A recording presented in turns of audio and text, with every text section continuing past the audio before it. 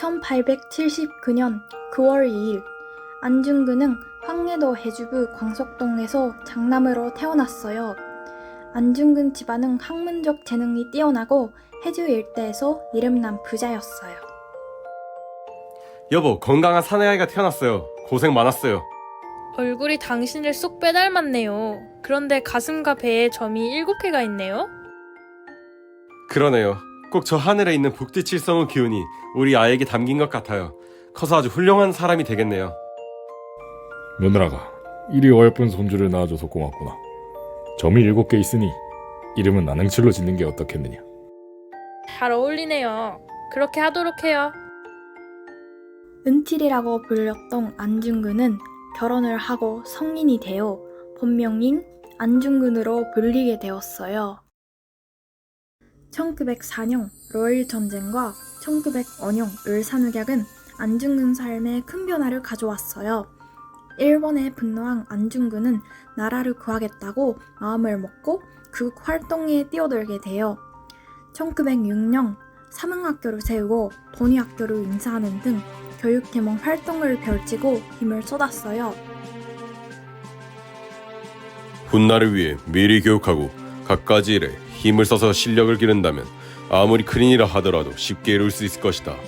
나는 한국의 장래를 위해서 학교를 설립하고 학생들이 학업에 열중할 수 있도록 힘쓸 것이다. 그리고 평양에 국제보상기송회 칸소지부를 설치하여 국제보상운동에 적극적으로 참여했어요. 국제보상운동은 일제가 대한제국 정부에 제공한 국제 1,300만 환을 갚기 위해 국민들 스스로 돈을 모은 민족운동이에요. 안중근은 가족들에게 발찌와 먹거리 등 기금서를 모두 바치도록 하였고 많은 사람들이 보상운동에 참여하도록 했어요. 지금부터 우리 집안에 있는 금부치와 폐물 등 팔만한 것들을 모두 가져오십시오. 모금활동을 벌여서 일제에게 빚진 돈을 다 갚아야 합니다. 지부장인 우리 가정이 솔선수범하지 않으면 다른 사람을 지도할 수 없습니다. 가족의 지원과 참여가 있어야 국제보상운동이 성공할 수 있으며 일제의 경제적 침략에서 벗어날 수 있습니다. 아주 훌륭한 생각이구나. 아가, 어서 우리 집에 팔 수 있는 것들은 모두 찾아보자꾸나. 좋아요, 어머니.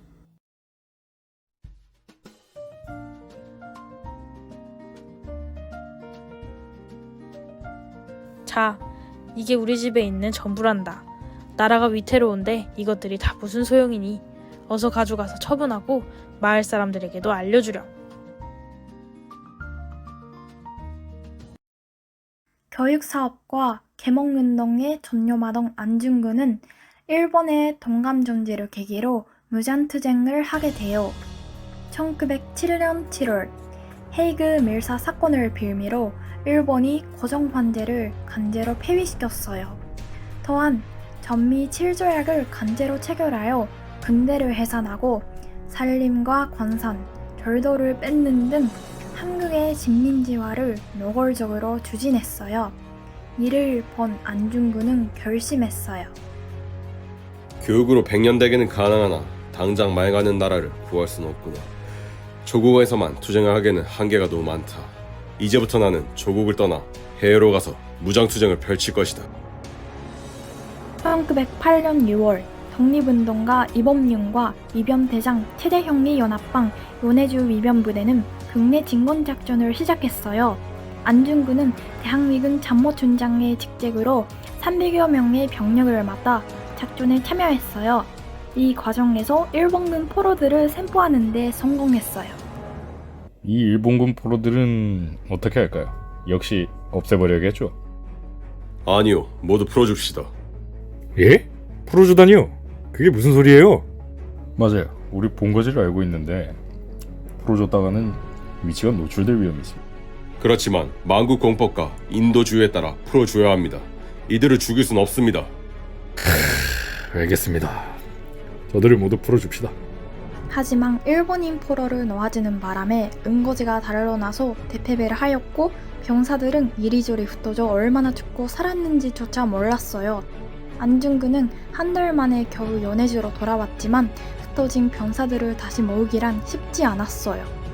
대규모 국내 진공 작전이 실패 후 안중근 의사는 3개월 동안 원해주 각지의 한인 마을을 돌며 사람들의 마음을 모으려 했어요. 하지만 한인 사회에서 일본에 대항하는 열기가 식어가는 상황에서 싸늘한 반응이었어요. 교육만으로 독립을 이룰 순 없다. 이제는 힘을 길러야 한다. 안중근 의사는 항일 무장투쟁을 결심하고 같이 할 동지들을 모았어요. 조국에서 살아갈 그날을 위해 수많은 동지들이 태양아래서 싸웠어. 하지만 우리가 지금까지 이룩한 일이 없으니 나무 비웃음을 면할 길이 없어. 생각컨대 특별한 단체가 없다면 무슨 일이든 목적 이루기 어려울 것이오. 그리고 결의를 다지기 위해 안중근 의사는 동지들에게 한 가지를 제안했어요. 나 안중근 그리고 동지들, 오늘 우리 손가락을 끊어서 맹세합시다. 어떻소? 좋다.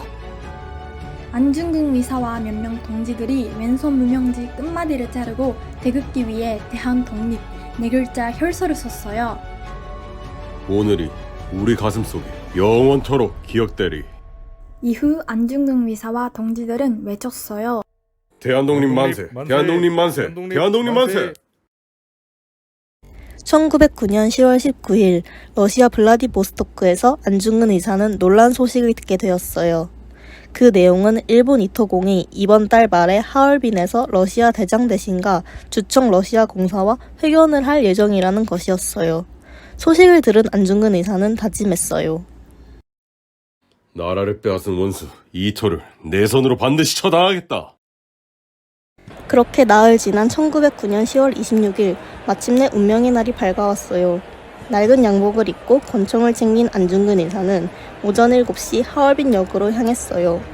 오전 9시가 되자 이토를 태운 기차가 하얼빈역 안으로 들어왔어요. 그 순간 안중근 의사는 세가구역에서 이토를 기다리던 우덕순이 거사를 실패했다는 것을 깨달았어요. 이토가 러시아 공사와 회견을 마치고 열차에서 내리자 안중근 의사는 흉강장으로 향했어요. 러시아 칼리들이 호위하고 있는 누런 얼굴에 흰수염을 가진 저 늙은이가 분명 이토일 것이다. 이같이 염치 없이 감히 천지 사이를 누비고 다니는가? 안중근 의사는 곧바로 권총을 꺼내들고 앞으로 뛰어나가 오른쪽을 향해서 4발을 쐈어요. 총을 쏘자마자 러시아 헌병이 와서 그를 붙잡았어요. 안중근 의사는 대한민국 만세를 의미하는 코레아 우라를 하늘을 향하여 큰 소리로 3번 외쳤어요. 코레오라! 코레오라! 코레오라! 그리고 나서는 정거장 헌병 분파소로 붙잡혀 들어갔어요. 11월 3일 안중근 의사는 일본 정부의 훈령에 따라 관동도독부 지방법원으로 이송됐어요. 안중근 의사는 일본에서 재판을 받는 것에 대한 부당성을 주장했어요. 나는 3년 전부터 나라를 위해 생각하고 있던 일을 실행한 것이다. 하지만 나는 의군 참모 중장으로서 독립전쟁을 하여 이토를 죽였고 또 참모 중장으로서 계획한 것인데 지금 리슨 법원에 공판정에서 신문을 받는다는 것은 잘못된 일이다. 일본의 한국 침략 문제가 국제적으로 주목받는 것, 한국 병합의 좌절 등의 이유로 안중근 의사의 하얼빈 의거가 커지는 것을 걱정했어요. 따라서 일본은 안중근 의사가 신청한 외부 변호사 6명 대신 일본인 관선 변호사를 선임했어요. 또한 일본은 안중근을 회유하여 이토 오해론을 자백받으려고 했어요. 본인은 이토 히로부미를 오해하여 살해한 것이 맞습니까? 아니요. 한국 침략과 동양의 평화를 교란한 이토를 주기 위함이었어. 일본의 4천만 인민과 한국의 2천만 동포를 위해 또한 한국 황제 폐하와 일본 천황의 충의를 다하기 위해 이번의 거사를 결행한 것이오. 지금까지 이미 말한 대로 나의 목적은 동양 평화에 대한 문제에 있고 일본 천황의 선전 조치과 같이 한국으로 하여금 독립을 공고히 하는 것은 내 평생의 목적이자 또한 평생의 일이오. 그런데 이토가 통감으로 하는 짓은 입으로는 평화를 위한다고 말하지만 실제로는 이에 반하고 있고 이토가 있어서는 동양 평화가 유지될 수 없다고 생각했기 때문에 이번 일을 결행한 것이오. 1910년 2월 14일 일본 법원은 일본 형법 제199조인 살인죄를 적용하여 사형을 선고했어요. 안중근 의사는 5개월간 여순 감옥에서 힘든 투옥 생활을 하면서도 문필 활동을 활발히 하였어요. 안중근 의사는 대표적으로 안흥칠 역사, 동양평화론을 집필하였어요.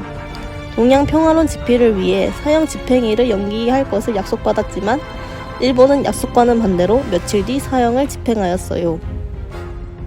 그로부터 한 달 후 1910년 3월 26일에 사형이 집행되었고 1910년 3월 26일 30세의 나이로 순국했어요.